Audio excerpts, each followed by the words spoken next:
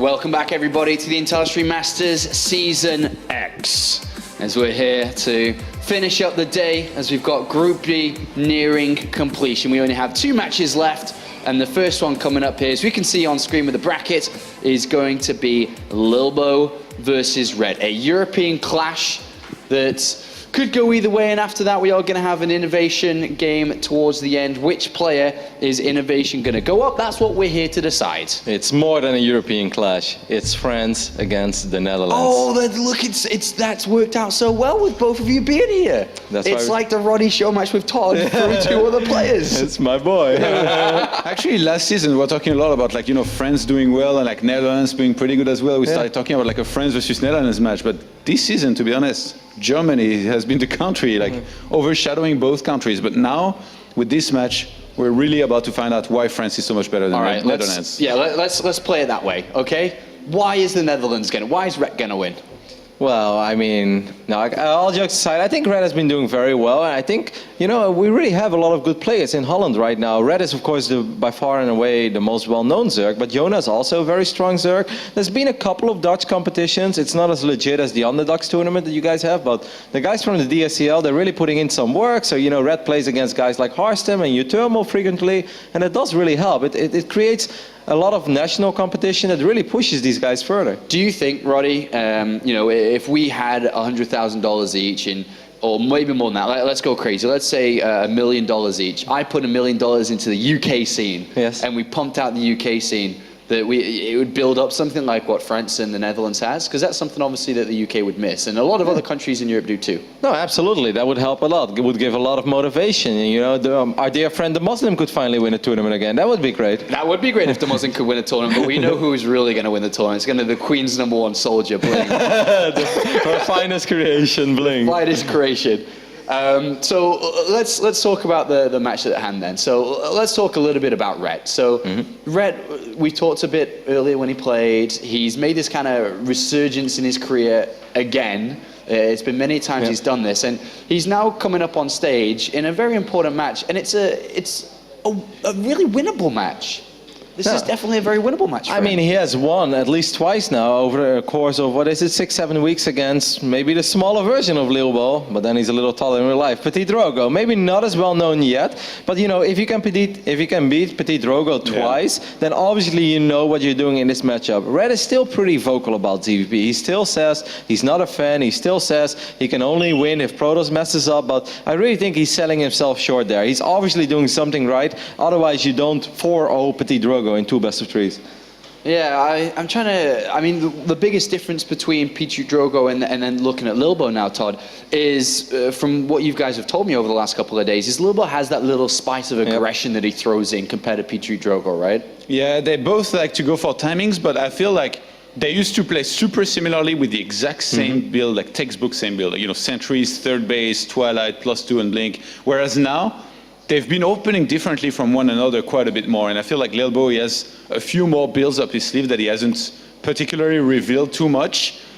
Since the WCS season, he went really deep in. So I do feel like, he's going to have that extra spice other than, for his aggression, even in terms of build orders. But at the same time, like Roddy said, beating T Drogo when you're a Zerg player and, twice in a row, that's very impressive. I would rate T Drogo's PVZ probably equal with Lilbow's, maybe even better. Yep, even though Lilbow definitely has that spice, like you said, he's more unpredictable, and traditionally PvZ has always been a matchup where Protoss has to make sure that Zerg doesn't exactly know what you're doing. Petit Drogo feels different. I do not think that Lilbow feels about it the same way. If he would feel the same way, he would also never switch it up. He would just keep playing the same thing, as we see that fancy pink keyboard of his. Caught my eye, It's awesome. No, but he's definitely been switching it up a lot, and I must say I was very impressed with his games against Sordov in the WCS Challenger, especially when things weren't going well. He still made it look relatively easy. It doesn't make any sense, he has not the greatest economic opening, loses his first Oracle, just makes a bunch of Blink Stalkers, walks across the map and win. I was like, holy hell, how do you do that?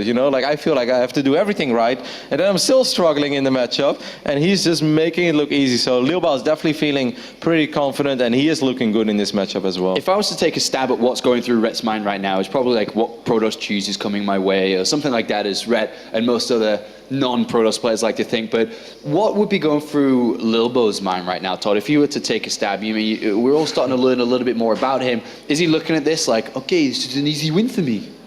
Yeah, probably. Probably thinking, should I go for the 14 minutes or 13 minutes timing with Blink and a lot of sentries? Because usually that's what it resolves to a lot. The match that Roddy just mentioned, I guess, sort of was a lot of that. These timings that somehow seem predictable at the time, but unstoppable as well at the same time. So I'm really curious to see how Red's going to be able to do against these. I feel Lilbow is very strong on capitalizing on minor opportunities. Zerg is slightly out of position, bam, he's there immediately with his sentries, drops the force fields, and he will not back off. He will keep on the aggression. So it's going to be extremely important for Red to always keep track of that army, always figure out where Lilbow could potentially go and where Lilbow wants to take it with, because he's just very smart when it comes to positioning that Protoss army. Well, Rhett's got a couple of smiles here. I can't help but think Lilbow's saying something really silly in that chat, and Rhett's responding with a giggle or two. I asked Rhett about his games against Inno, and he's like, no good. I was like, was it bad? He's like, yeah, really bad. He's like, in game 2, he 11-11 me because I wasn't worth his time. Like that. he's like, basically he said, get the hell out of here. That's what Inno thought. So, yeah, maybe that helps Red in a way to feel a little bit more relaxed going into this best of 3, because I think after that first series he probably doesn't look at innovation like, well, if I get my shot at redemption, it's gonna go great. He probably just wants to do well here and then just take it from there and just go in with an open mind. But there's no extra stress of, oh, I really want to avenge myself against this guy, because he was really ridiculously good. How, I mean, this is a very kind of cliche thing to say, but how big of a moment do you reckon this is for Rhett if he gets this victory and is able to move through innovation and then get a top 8? I mean, yeah, if he makes it to the top 8, then it's absolutely massive, because then he makes it out of a very stacked group. But this individual best of 3, I don't really think that Red looks at it like this is a make it or break it moment. Obviously, he would love to win it because it would look good on his track record over the last few months. Again, beating a guy that has been the runner-up of WCS Premier League, that always feels good. But it mostly comes down to that second best of 3, because 4th or 3rd in the group, well, you win an extra $50. That's great to get a couple of Subway sandwiches or whatever, but that's not what he plays StarCraft for. All right, well, Netherlands versus France and Todd versus Roddy in this one. It's going to be interesting to see how this one plays out, because I know there's going to be a lot of banter between these two during this game. But it's time to actually find out who will face up against Innovation. Rhett takes on Lilbow. Hey guys, welcome back to the casting desk. We have an all Aussie cast for you guys. We may be a little Zerg biased, but we're going to be cheering for Lilbow as well because he's a good guy. Sure, yeah, we'll do that. You're the Protoss guy, I'm the Zerg guy right now. All right, yeah, I'll do a little bit. Yeah? Yeah, I've lived with Lilbow in the past. I've seen him crush some skulls. You certainly would know him a lot more than me, I think, living with him. Yeah, he's our foreign hope at the moment, I think. He certainly is one of them. Oh, both these guys are foreign hopes. Don't be like that, pig. Oh, Rhett's... Don't be like that. Rhett's on the rise again, but, I mean, Lilbow, man, runner-up in WCS, almost took down Hydra. He's... All right, I give you that, He's got that killer face as well. I mean, every time I see him sit down there, ready for a match, he looks like he's actually ready to fight someone physically. Yeah, but it's like killer face, pink keyboard. Like, I'm getting conflicting messages here. I'm not sure.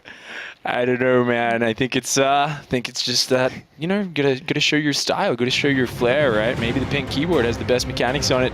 But first of all, he's gonna have to get through this Zerg player. Representing Team Liquid, spawning the right-hand side of Coda. This is Liquid's Rhett. King of drones. And up here in the top left, we do have the French Protoss player, Lilbow. I love the epic music on the second intro always. I always feel like, oh yeah. Yeah, I like it a lot. So I definitely say going into this, Lilbow is most likely the favorite. I mean, considering his recent results, considering getting to those grand finals of WCS and, even taking it to Hydra. He's a very aggressive player. I remember that. I remember sitting down and watching those finals as well. He certainly is one of those aggressive Protoss players against Zerg. Yeah, he's so good, even in the defensive part of the game, but it is his aggression which often pushes through, and once he gets to the blink stalkers, the sentries, he pulls out his mighty baguette, things can get really powerful. However, he's actually good friends with Drogo, a fellow French player who Rhett beat yesterday. That's a good point. So Rhett's gonna have to use different tricks this game, and it looks like he's already got something crazy planned. Yeah, he's cooking up something damn interesting. That's a really quick gas, so he wants that link speed out quick smart. Unfortunately for him, though, a quick scout across the map's gonna see this. But what do you think he's got planned? He's going to just apply pressure to the front. I guess it was a gateway opening, so there's no cannon or anything to deflect this easily. And it might even force him to invest in like the wall just a little bit further. This is really interesting because if we remember, Bly actually knocked out Drogo doing this sort of gateway on the low ground build that we've seen. And he did it with a Speedling all in, but off a kind of weird hatch first sort of opening. With this one, it's going to hit very, very early. But if Lilbow recognizes, look at that, he scouts that pool timing, he's got to say to himself, I just need to wall off, get out a Mothership Core or a bunch of Zealots as quickly as possible. Let's not prioritize the Nexus because Rhett's economy is so small here. Yeah, he cut a lot for this. I mean, it's going to also like force him, as we see right now, Forge is coming out as well as the Zealot, so he has no plans to go for that that early Nexus as he was planning. Still there, he's still going to get in due time, and I wonder from here, where does Rhett go?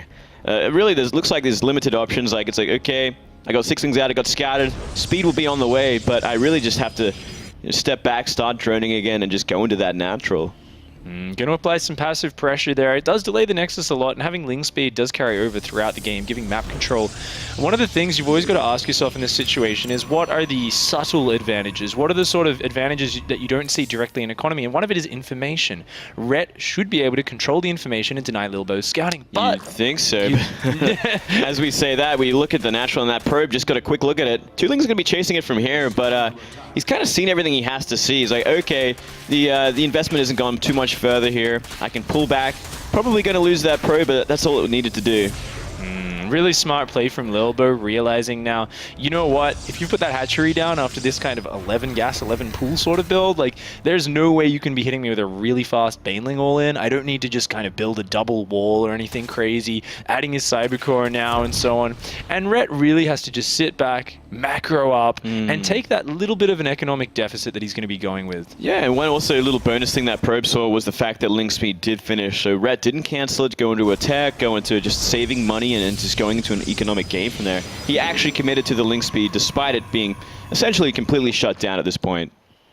We see the benefits of that delayed information, even though we saw the natural, still dropping a second cannon. Lilbow not wanting to take any chances here. Meanwhile, Rhett dropping that third base, starting to drone up. And this is a situation where I think we get to start to see some of the mental fortitude. How good is Rhett's mindset right here? Because when you do an opening like this, you are hoping your opponent doesn't scout it. You're hoping they don't kind of get prepared. Certainly, yeah. Hasn't worked out the way he wanted. So how well does he have the build mapped out from here? How well is he going to transition? I guess he should feel pretty good. I mean, with that second cannon committal as well as this pretty decent contained, as long as he stays on top of the minimap, you know, he keeps looking at where his overlords are, make sure no probes get on the map so Lilbow cannot be aggressive like he wants to be. He should be in a pretty good spot, but he does have a lot of drones to catch up on. Interestingly, a couple of extra gateways going down for Lilbow. You know, looking at this, I gotta say, I think I know where Lilbow's mind is at right now. He's like, this guy can't beat me in a straight-up game. He's trying to do some early pool shenanigans. Guess what? I'm going to make 3 gateways. I'm going to make a whole bunch of sentries. And look at the positioning of the gateways, even creating a wall off behind the destructible rocks. He's just going to make a whole lot of sentries and probably move out to take that third base. Yeah. Really like the most typical kind of safe play here. It's Lilbow, he must feel very strong. Yeah, it makes a lot of sense too because, you know, you already committed to a Forge, so he can get an early +1, which will help out a great deal against any of these Speedling shenanigans that can happen. So he has a lot of options opened up to him, and he can play that safe game that he desires, at least until he gets to the Begat Protoss style. On the other side of things, Rhett has lost into Scouting Overlord, did supply block him just momentarily, and he is rushing straight up to Lair because his Overlord at the natural poked in. He's seen all you're doing is building sentries, you're taking your gas geysers. There's nothing for me to really stress about right now. And Rhett is just looking at going straight to Hydralisk because he doesn't want to put himself down on a sort of redundant Roach tech. He wants to go straight up. Ooh, and actually get his double evolution chamber. Ooh. That's pretty good Roach Warren timing as well. You know, it should finish up nearly around the same time the Lair does, so he'll get speed out pretty quick, and I'm guessing it's just going to be straight to 1-1 Roaches, unless he wants to just, you know, have a safety Warren and go into Hydras with double upgrades, or even just Lings. Interestingly, in the open bracket, we did see one ZvP from Rhett where he did go into double upgraded Zerglings with some speed Roaches, I remember and then head into Ultralisks later, so it may be that style, but in that game, he had a bit more of an edge than this game. Doing it in this situation, it is going to be a lot harder. And the real scary point with this sort of build is before you get any hive tech out, before you get a big critical mass of infestors, you're going to have upgraded Zerglings, sure, but they can't get through force fields. No. And if Lilbow does a big, like, 10 Sentry mass Stalker push, the Zergling Roach just is not what you need to defend against that. No, it's kind of weird that he chose this build when playing from behind in that sort of way. He's throwing down that infestation pit now as well, but you do see a little bit of a pressure onto the map with Lilbow, and there's sentries plus a recall available. It's going to force out a bunch of roaches and maybe some lings, but still, yeah, I got to agree with you here. It's everything's going to come a little bit later than Rhett will want it to. He looked great when he did it earlier in this tournament, but this time around he's going to be playing from a little bit further behind. Does get his roaches out just in time to deal with this. These sentries aren't really going to be able to do a lot. Ooh, Rhett might even get a sentry snipe. That's really nice, actually. Yeah. Being able to trade these roaches for sentries is really awesome. Forces the recall out. And, you know, Rhett has got 3 bases fully saturated, has got a 4th base going down. His recovery has actually been quite smooth here. And now being able to invest into these pathogen glands, these Zerglings, I think things are looking okay for him. But he does really need to be careful about, I think, maybe rushing towards Hive, getting something out to have that meaty late game army. I think he's kind of just waiting at this point. You know, he's like, okay, it's going to be coming my way. I know how this guy plays, and I'm ready for it. Look at that. Oh, beautiful donut there. No burrow to kind of slow this the death of the roaches down, so they're going to get caught out. I guess it absorbs a lot of the energy, though, so maybe just down the track it'll help out just a little bit when all these lings are finished and go for a surround. Oh, what a great scout there from Lilbow, spotting that hive just as it starts. That's fantastic. That tells him he's only got about 2 minutes and a little bit longer than that until Ultralisks or Broodlords start to be a possibility. So a couple minutes down the track, he's got to worry about those infestors on the way for Rhett. Rhett moving out onto the map now. And Lilbow looking like he doesn't really want to diversify his tech just yet, adding on a lot of gateways, a lot of blink stalkers, and a warp prism. I think we might just see a huge commitment with a blink pressure. Yeah, it's looking that way. Everything's kind of lining up. +2 about to finish. He's warping in more stalkers and moving out with a warp prism, so it looks like he is going to head towards it, try and get the damage done, at least hurt the economy before ultras are even an option. And I love the lings ready for a counterattack. He was showing this last time he used this style as well. Right, very on point, very intelligent play here. Ooh, gonna catch a couple of zealots there. Nice trade with those Zerglings. Anything Rhett can do to split up Lilbow's force is gonna be very beneficial for him. Meanwhile, Lilbow is adding a Templar Archives behind this. He's not all in with this, but he does want to get in here and trade off. He wants to try and kill a lot of the Zerg units before they get the 2-2 upgrades, before any of these Hive Tech units enter the fray.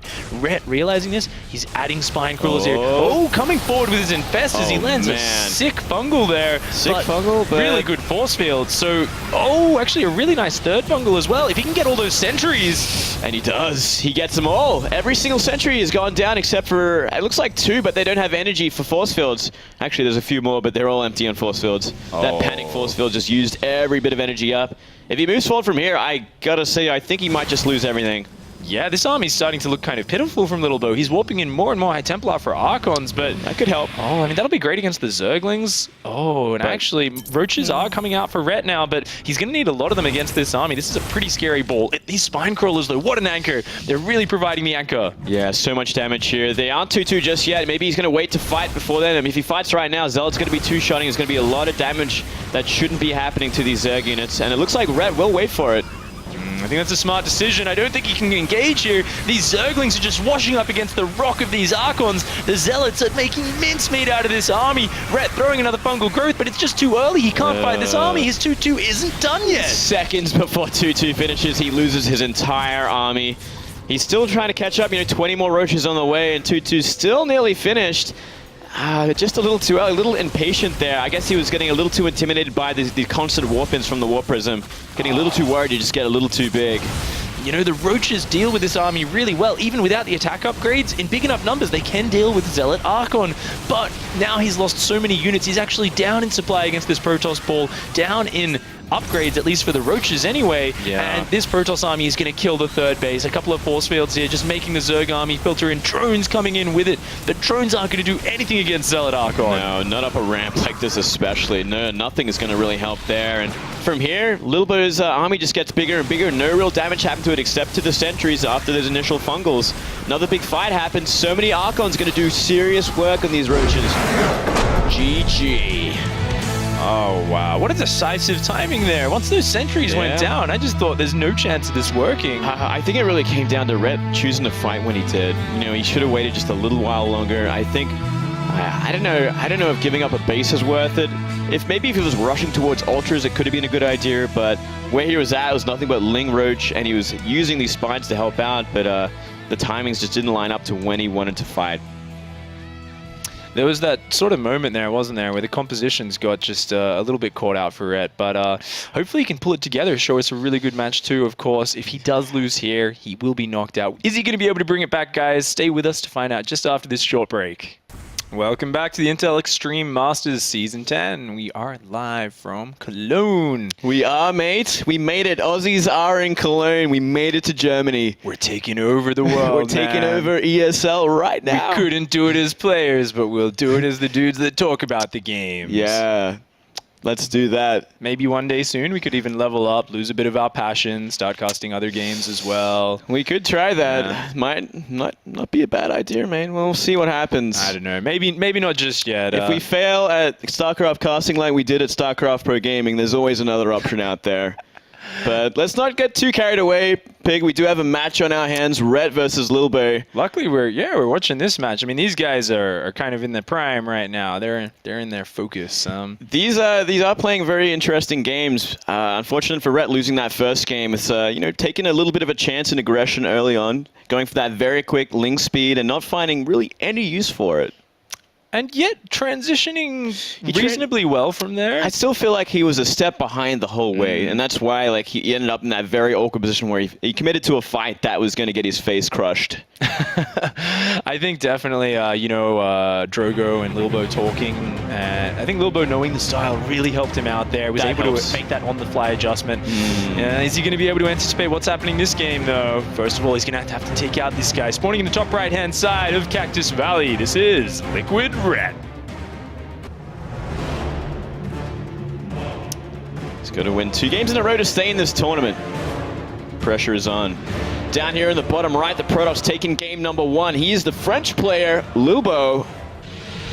Very aggressive, grand finalist of the last WCS.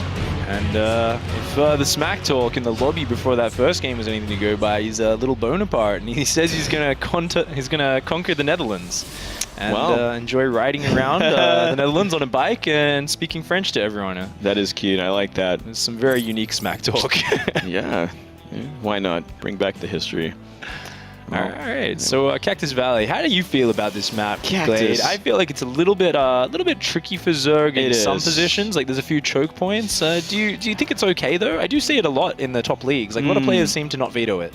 Yeah, we do see it quite often. I think there are a lot worse maps out there for this matchup for both sides, and I do find it very difficult for Zerg to try and make their way into the natural always, because I mean that natural is so small. 2 force fields will seal it off completely, with even out a ramp there. But besides that, it is a big map. You got a lot of space to work. Zerg can get up to 4 bases fairly decently easy. I do find like when we do see the Baguette Protoss go out, the Stalker Sentry, this map is great for force fields. There are some really awkward places Zergs have to fight in, which are not good at all. Yeah, I feel like if you're in a really standard sort of game, you're dead even, you kind of go for like Roach Ling without like Burrow move or anything like that, you just can't fight the Stalker Sentry front on in a lot of positions. So, interestingly enough, Rhett actually opening up really safe here with a pool hatch, which I find a little bit odd because Lilbow very rarely opens Forge. Yeah, that's something I was about to note as well. It's like, well, this actually seems very abnormal. Like the most extreme thing Lilbow will do, which we've seen so far, is a gateway at the front of the natural. And if he's not doing that, it's probably a gateway in the main. I don't think we've ever seen him go for a cannon rush. Lilbow playing really smart here. Doing, I guess, the age-old when you're ahead a map in a StarCraft game. What's a great way? If you feel like you feel like you're stronger than your opponent, you feel confident, you just go for that economic opening. Going for the Nexus first, straight into the gateway in the main base. Yeah. Lilbow's just got a roaring economy right now. He's feeling very comfortable, and he's actually completely skipped on the probe scout. So it's really just a huge focus on his economy. I do like that. I do like that a lot. You have a chance to take, you have a game to burn. Let's get crazy, let's make some money. And from here, you know, he's already got those 2 gases up and running, Cybercore on the way. Link's going to have a good scout off, so he wants to get something to deflect this, but he's got a lot of options to throw down some tech at some point soon, too. The Zergling here, hunting the probe. He just wants to play, just wants to grab onto the back of that probe, throw it around a little bit. Probe's having to lose a little bit of mining time for this, just a little bit of an annoyance by Rhett. Getting a bit of scouting information as well. Seeing this, he knows it's a Nexus first. Oh, he could get a probe here if he's not careful. Nice micro. Keep it alive for now, and Zealot's going to try and deflect the scout. It's just going to be a Mothership core and a sentry. You think we'll see more of the same? You think we'll see just a third base at some point? As I say that, a Stargate comes down. Could be an Oracle and do a third, though. Yeah, it's actually a really fast, or a relatively fast Stargate. Most likely going to be going for that Oracle third. Just such a solid way to play. I think one of the great things I love about Lilbow's play is only once he sees what's going on is when he actually decides to react and adjust. Sometimes I really do get the sense that it's only once he sees weakness that he decides to dive on top of it. And he does go into these games with a little bit of flexibility. It's interesting for a Protoss player to be like that, because that's mostly like a property of a lot of Zerg players, be reactive. Zerg's are a very reactive race, but when you're seeing a Protoss be this kind of reactive, it's unique, and I like it. And yeah, he makes good use of it so far. He's had a lot of success with it. Double gases are finishing up now for Rhett. Getting those at quite a nice timing here. No real pressure put on by the Protoss, so it does give Rhett a bit of freedom up to now, but now we have seen that Oracle starting, and Rhett is going to need to drop spores very quickly. Yeah, he should have seen that. He certainly was in vision with it. So spores gonna have to come down soon. You never really want to rely on queens alone to deal with these kind of things. This is actually an interesting way of dealing with it. So what he's doing is he's delaying the spores, and he's actually just going straight for 5 queens. He's already got a 4th one out, I believe. Ooh, okay, no, just the 4 queens. But he's just pulled 2 to his natural. This is really risky. He's relying on the Oracle coming in from this direction. These 2 queens are going to try and shove it back. But if that Oracle just goes to the other bases quickly, it may find a lot of weakness. I think it will. You know, the spore's not complete here either. He started them just a little too late. Still no committal from the Oracle, though, so it looks like Rhett will get away with it. Yeah, really clever adjustment there. And, oh, it comes in, gets only 2 drone kills, and now it's so bruised. So actually a really efficient defense from Rhett. A lot of players would say just drop the spores nice and early, but you've got to remember, that's lost mining time. Each drone that goes into that, that's like an extra drone and a half in mineral cost, plus the drone that goes into it. It slows your economy down so much, and Rhett, the master of drones, the master of the game of drones. I was about to say, it's classic Rhett right there. The king of drones, like, waiting to the last second to put down a spore. Love it. And he's going straight into Hydras. We have seen a lot of Ling Hydra timings on this map from a lot of successful Zerg players recently. Oh yeah, where's his drone count at right now, Moonglade? I'd love to see that. 58 drones. Looks like he could just stop here and go straight into a big swell of Hydra Zergling. A really cool style we've been seeing in Korea, not so much in Europe, is also getting a Spire behind this, getting out a small squad of Mutalisks and kind of floating those around, killing probes. We saw that a lot in the top 4 of GSL last season. You could name Curious and Biel. Biel's the king of that. He really threw that out there and had a lot of success with it. I love it. Look at this though. We are seeing that's a lot of sentries. A lot of aggression. I mean, they are sentries after all, though. You can't be too afraid. But with an Oracle, maybe you can find some damage, at least some creep killing.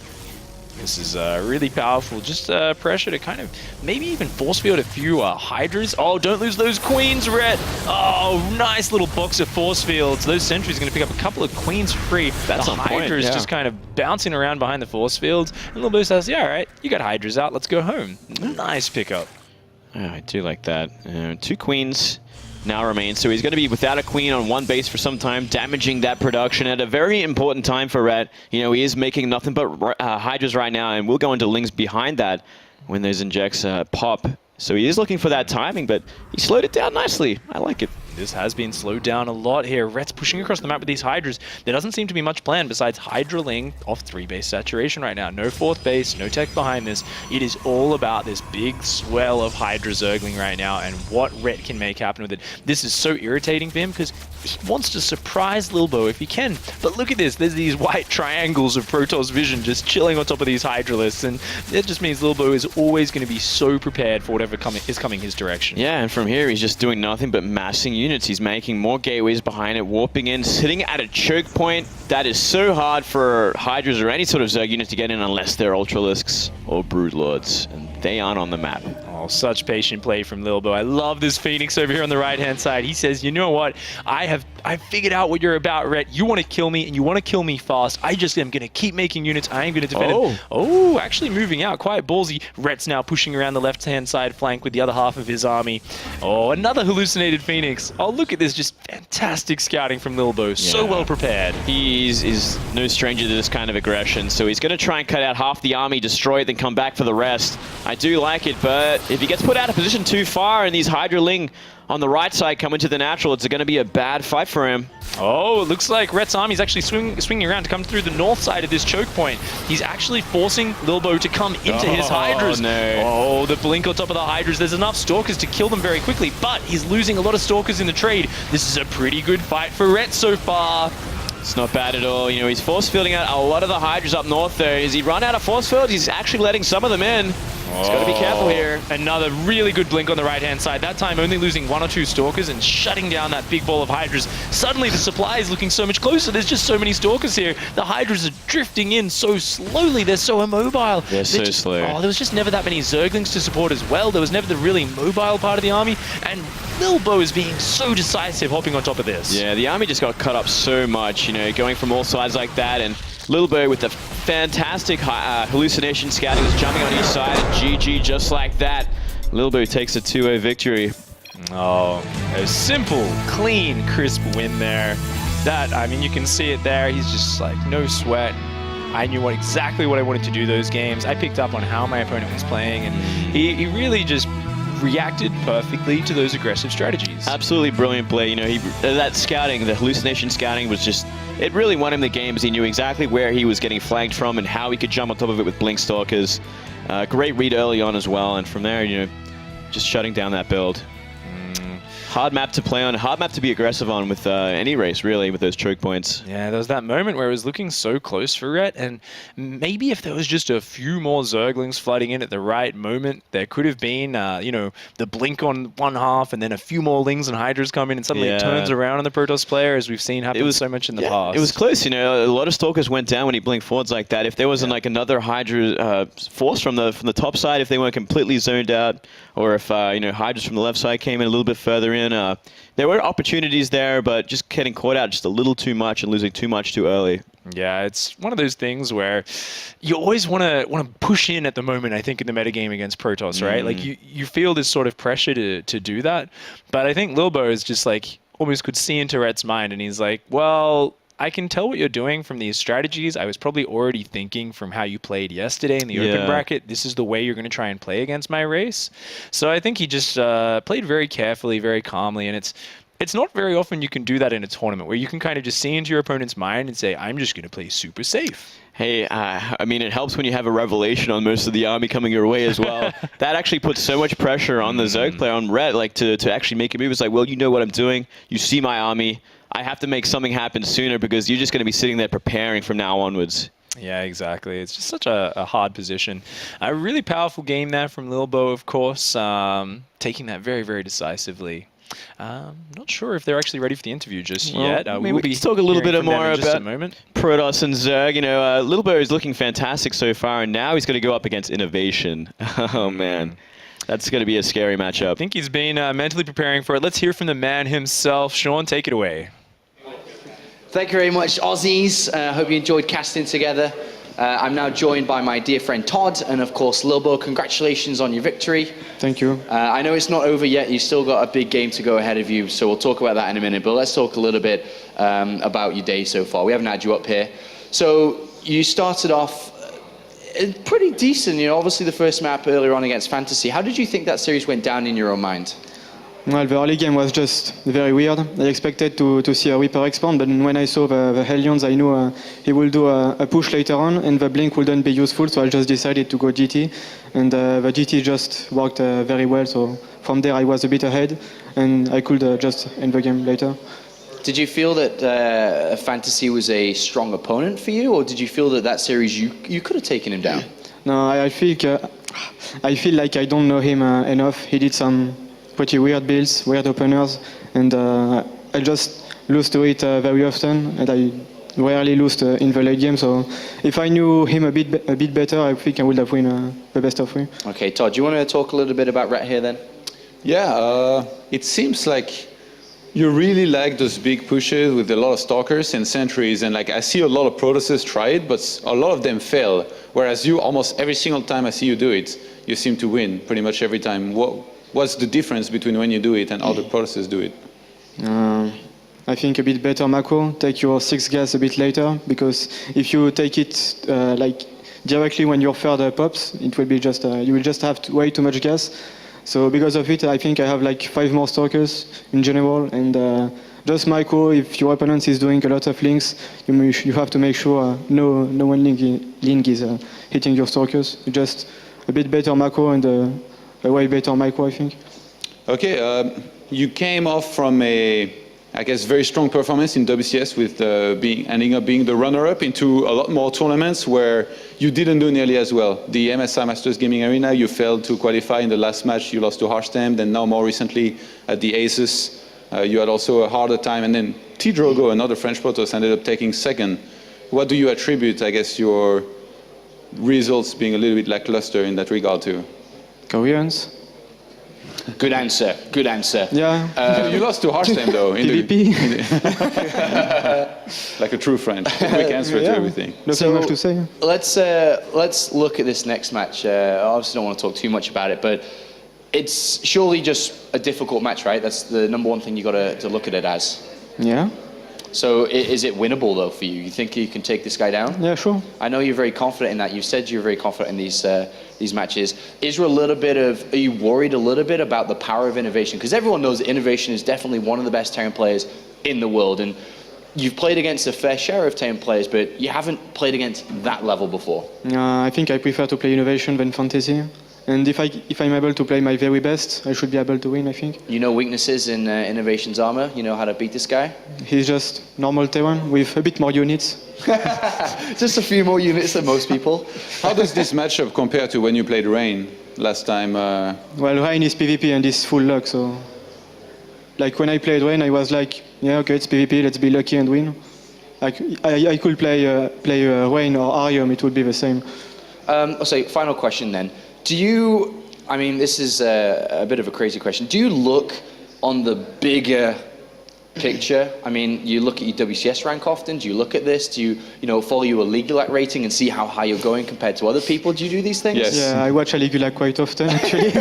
Just to see where you're going in comparison to people? Yeah, I want to go to BlizzCon for sure. Yeah, okay. And, you've got Season 3 of WCS just around the corner as well. Going to be a very important season for you. But, more importantly, you've got a game against Innovation, so we'll let you go get ready for that, and best of luck. Okay, thank you. Thank you, Lilbow. It's time now to go to a quick break, and when we return, we are going to be having the last game of the day as Lilbow attempts to take down Innovation.